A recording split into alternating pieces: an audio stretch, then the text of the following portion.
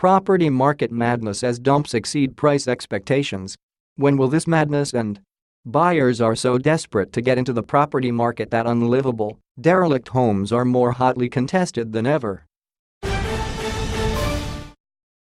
A rundown tin shed in Glebe, in inner-city Sydney, has sold under the hammer for $1.69 million in an auction so heated it was sold for $90,000 more than its reserve price. The shed has approval for a residential conversion, but the buyer still forked out almost $2 million for something which is completely unlivable as is and which they would have to spend a considerable amount to renovate. The million-dollar sale was no doubt paying for the location. Glebe is just 3 kilometers southwest of Sydney's CBD and the shed, at 14 Roos Street, is nestled in a private cul-de-sac. But rundown dumps aren't just being snapped up in the inner city.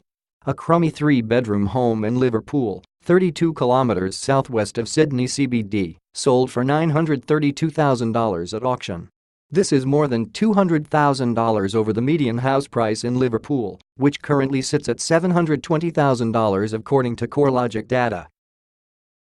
The Fibro home, at 52 Maryvale Avenue, is extremely outdated, but it sits on 759 sqm of land with an R4 zoning classification. This allows the buyer to build residential homes on the land. Elsewhere in Sydney's west, in a suburb called Whalen, a home which is barely still standing after a fire sold at auction for $60,000 above expectations. It went under the hammer for $398,000 in front of a crowd of roughly 80 people. The 4-bedroom home, at 6 Samurai Road, has been completely gutted by fire with its walls covered in ash and graffiti, and the windows are boarded up.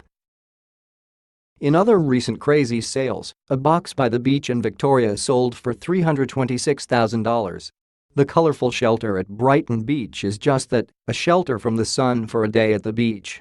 About 12 sqm in size, it has no running water or electricity.